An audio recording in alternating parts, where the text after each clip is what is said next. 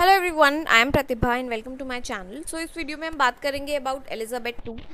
Okay, so सबने news में देख लिया होगा कि एलिजाबेथ टू की डेथ हो गई है और इनकी जगह अब इनके जो बड़े बेटे हैं प्रिंस चार्ल्स, वो अब इनको रिप्लेस करेंगे और उनकी जो वाइफ हैं कैमिला, उनको अब क्राउन ट्रांसफ़र होगा। तो वो हम डिस्कस करेंगे और हम इस वीडियो में डिस्कस करेंगे अबाउट इंडिया का जो कोहिनूर डायमंड था वो कैसे इंडिया से ब्रिटिश के पास पहुंचा।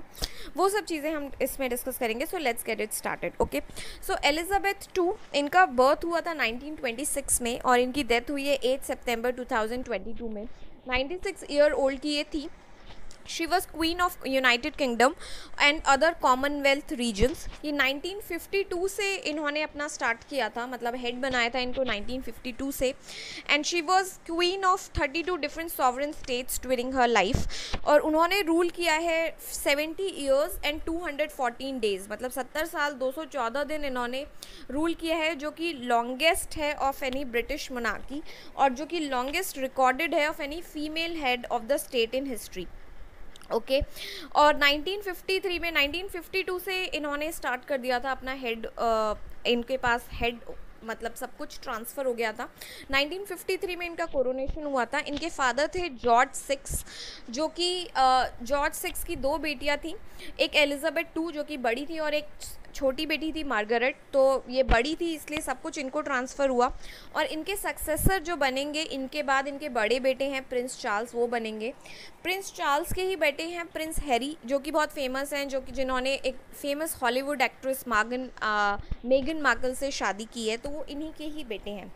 ओके, इनके हस्बैंड, एलिजाबेथ टू के हस्बैंड थे प्रिंस फिलिप, जो कि ड्यूक ऑफ एडिनबर्ग थे। इनकी शादी हुई थी 1947 में और ये जो इनके हस्बैंड थे वो मर गए थे अप्रैल 2021 में।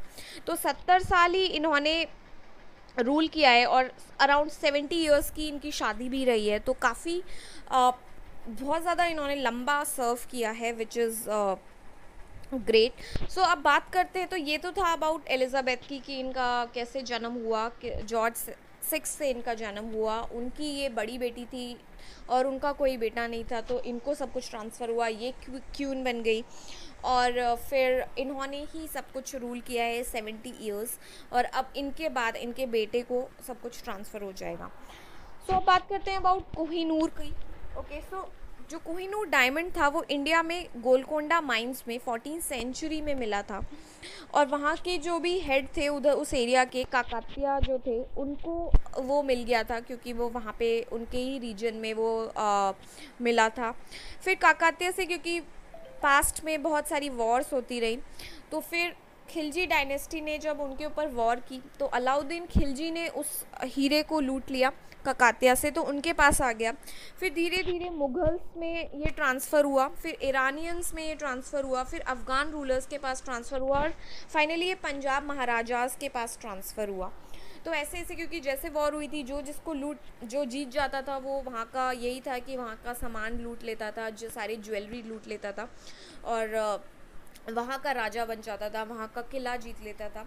तो यही सब था। तो ऐसे ऐसे ये ट्रांसफ़र होता रहा, तो एंड में ये पंजाब महाराजास के पास था इंडिया में।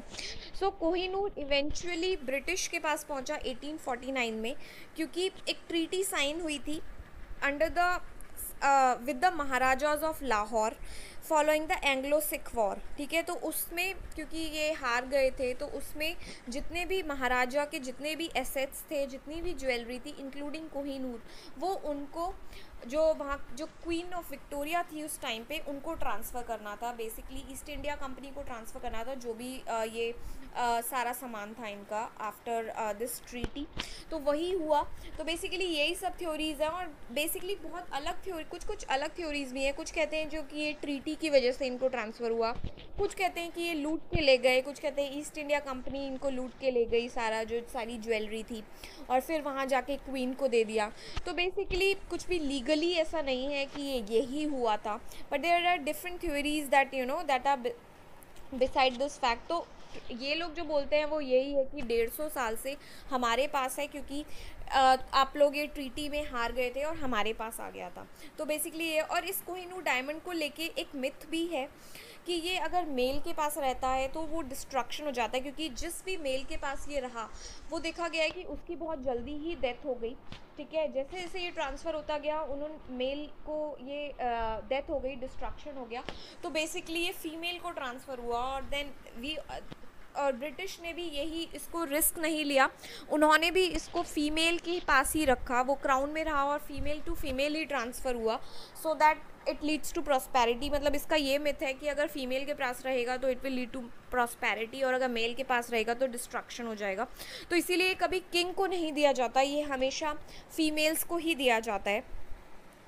ओके, और ये इतना बड़ा डायमंड था और ये इतना ज़्यादा हैवी भी था।